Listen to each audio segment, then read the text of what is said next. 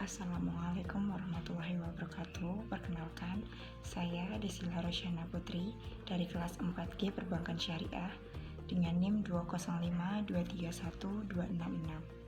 Di sini saya ingin menjelaskan sedikit mengenai kebijakan fiskal dan kebijakan moneter. Kebijakan fiskal merupakan kebijakan yang diambil oleh pemerintah untuk menjaga stabilitas ekonomi yang terkait dengan pengaturan pendapatan dan belanja negara atau pengeluaran negara. Tujuan dari kebijakan fiskal yaitu meningkatkan pertumbuhan ekonomi, mendorong pertumbuhnya lapangan kerja, menjaga stabilitas harga, dan menciptakan stabilitas ekonomi. Kemudian ada instrumen kebijakan fiskal. Yang pertama, pengeluaran negara. Pengeluaran negara merupakan semua pengeluaran yang dilakukan oleh pemerintah untuk berbagai kegiatan operasional pembangunan dan kegiatan lain yang dilakukan oleh negara. Contohnya belanja rutin, belanja pembangunan, subsidi, dan insentif. Kedua, penerimaan negara untuk mengisi kas negara. Penerimaan negara merupakan berbagai sumber penerimaan yang dapat dijadikan alternatif untuk mengisi kas negara, seperti pajak, bea cukai, denda, hutang atau hibah. Kebijakan fiskal yang dilakukan pemerintah dalam menghadapi defisit anggaran, yaitu 1. Pajak, 2. Mencetak uang baru, 3. Pinjaman masyarakat dalam negeri, yang keempat pinjaman masyarakat luar negeri. Pajak dapat mengakibatkan turunnya daya beli masyarakat karena mengurangi pendapatan siap konsumsi. Apabila defisit anggaran pemerintah dibiayai dengan peningkatan pajak, maka daya beli masyarakat akan semakin menurun. Mencetak uang baru, yaitu dengan meminjam dana dari bank sentral. Kemudian, bank sentral akan membiayai pinjaman tersebut dengan mencetak uang baru sehingga jumlah uang yang beredar akan semakin banyak, sehingga harga barang dan jasa serta inflasi akan mengalami kenaikan. Pinjaman masyarakat dalam negeri yaitu dengan meminjam dana masyarakat dalam negeri dengan penerbitan surat hutang atau obligasi pemerintah yang dijual kepada masyarakat. Kemudian pemerintah akan membayar obligasi pada saat jatuh tempo beserta bunganya. Pinjaman masyarakat luar negeri. Pemerintah dapat membiayai defisit anggaran pemerintah dengan meminjam dana masyarakat luar negeri dengan penerbitan surat hutang atau obligasi pemerintah di pasar uang internasional. Sumber pembiayaan ini digunakan untuk membiayai defisit neraca pembayaran internasional. Jenis-jenis kebijakan fiskal.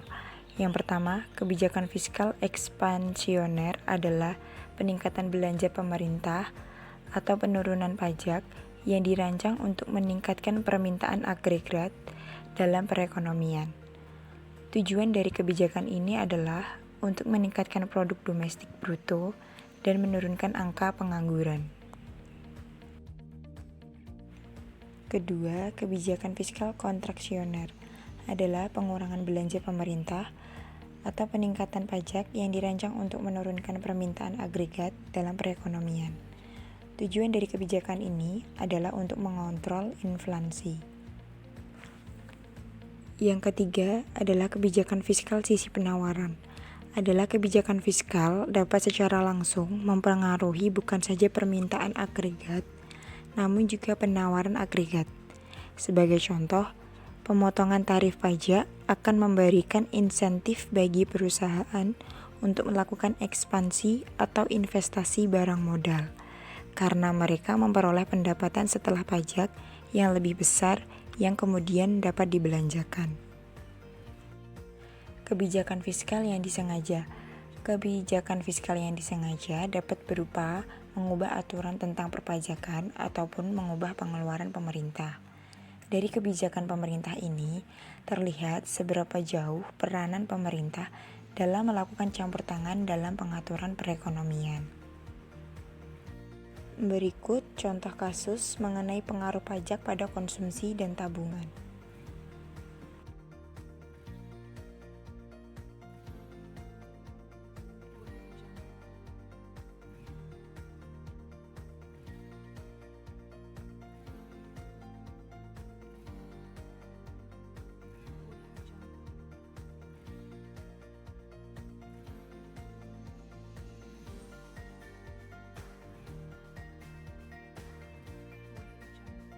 Kebijakan moneter.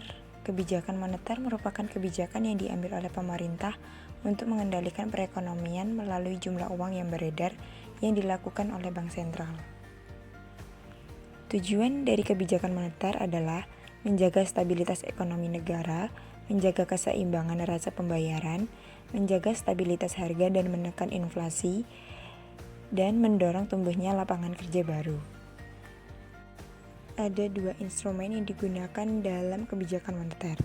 Yang pertama, instrumen kuantitatif. Yang pertama, operasi pasar terbuka. Operasi pasar terbuka dilakukan sebagai upaya bank sentral untuk menjaga stabilitas nilai tukar uang dalam negeri atau rupiah terhadap mata uang asing. Yang kedua, suku bunga diskonto. Suku bunga diskonto merupakan kebijakan yang diambil oleh bank sentral untuk melakukan penetapan nilai suku bunga yang harus dibayarkan bank umum kepada bank sentral. Dengan kata lain, kebijakan yang diambil oleh Bank Indonesia dengan mematok nilai suku bunga. Bank Indonesia melakukan penyesuaian nilai suku bunga setiap sebulan sekali. Yang ketiga, tingkat cadangan wajib. Dalam kondisi perekonomian yang sulit, maka Bank Sentral sebaiknya menurunkan persentase cadangan wajib bank umum. Sebaliknya, dalam kondisi perekonomian overemployment, maka seharusnya Bank Sentral menaikkan persentase cadangan wajib bank umum. Yang kedua adalah instrumen kualitatif. Yang pertama, kredit selektif.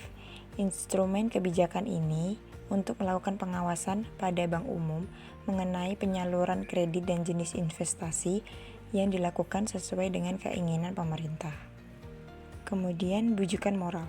Dalam instrumen ini, pemerintah tidak mewajibkan bank umum untuk mengikuti aturan yang ditetapkan oleh bank sentral. Bank sentral hanya memberikan himbauan kepada bank umum untuk membantu pemerintah dalam melaksanakan program tertentu yang sudah ditetapkan oleh pemerintah. Hanya itu yang bisa saya sampaikan. Apabila ada kesalahan kata, saya mohon maaf. Semoga bermanfaat. Terima kasih. Wassalamualaikum warahmatullahi wabarakatuh.